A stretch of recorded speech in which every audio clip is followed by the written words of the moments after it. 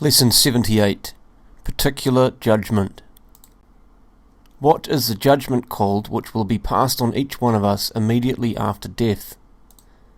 The judgment which will be passed on each one of us immediately after death is called the particular judgment. The existence of the particular judgment can be deduced from the parable of Dives and Lazarus. A soul is shown rewarded immediately after death. As soon as each soul leaves the body at death, it undergoes the particular judgment, at which its eternal destiny is decided. We must all be manifested at the judgment seat of Christ. It is appointed unto men to die once, but after this comes the judgment. Every one of us will render an account for himself to God.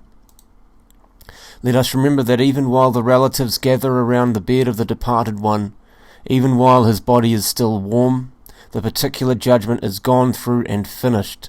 The judgment is past, and the soul gone to his reward or punishment.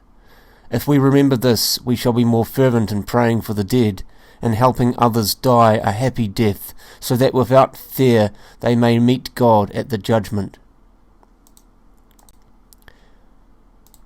Jesus Christ is the judge at the particular judgment. Before him each soul must stand. The soul will stand in the awesome presence of God the Son, to give an account of its whole life, of every thought, word, act, and omission. Neither does the Father judge any man, but all judgment he has given to the Son. A man's whole life will be spread before him like a great picture. He will remember everything, although he might have forgotten much at the moment of death. How he will wish then that he had done only good. We are not to suppose that the soul will go to heaven before Christ to be judged. God enlightens each soul in such a manner that it fully knows Christ has passed a true judgment on it. Of every idle word men speak, they shall give account on the day of judgment. The judgment will embrace even the good which has been neglected. A strict account will have to be rendered for the use we made of the talents and graces given to us. Even good actions badly performed will come under scrutiny. Careless communions, hasty confessions, etc. Only then shall we know the exactness with which God sees and measures every act, word, and even intention in our deepest thought. The good and the evil that the soul has done will be weighed in the balance of God's justice. Then the sentence will be passed by Jesus Christ alone, without the intervention of a witness. The sentence is final and will never be reversed. The soul will learn the sentence, the reasons for it, and its absolute justice. What are the rewards or punishments appointed for men after the particular judgment? The rewards or punishments appointed for men after the particular judgment are heaven, purgatory, or hell. With what measure you measure, it shall be measured to you. As we have loved God and our fellow men during life, so we shall be given the proper reward or punishment. He who dies in his baptismal innocence, or after having fully satisfied for all the sins he committed, will be sent at once to heaven. The just will enter into everlasting life. Nothing defiled can enter heaven.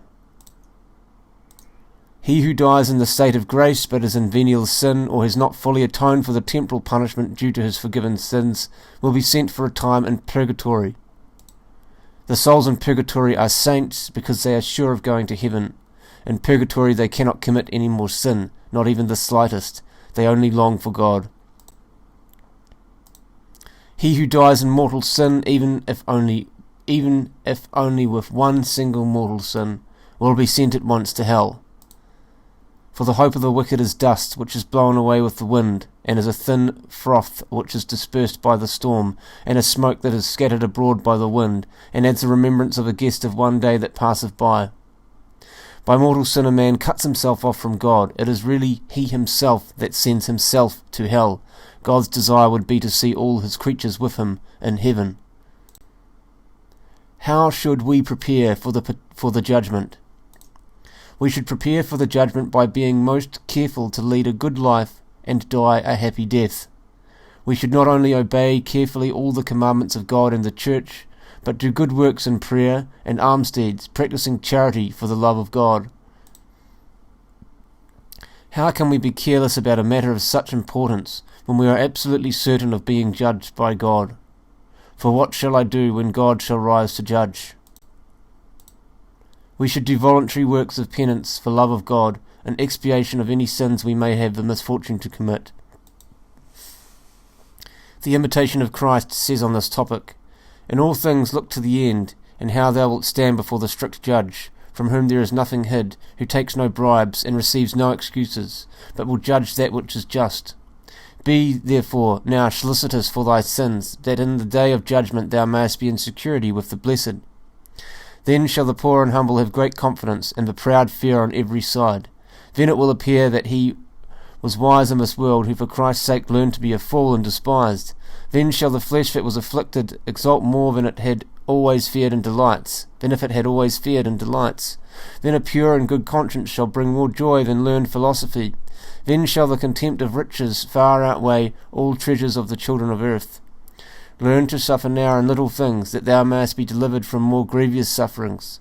All is vanity except to love and serve God alone." We should never go to sleep without being prepared never to awake on earth again, but in the presence of our Judge. Let us examine our conscience every day, make acts of contrition for our sins, confess them, and resolve to avoid them in the future.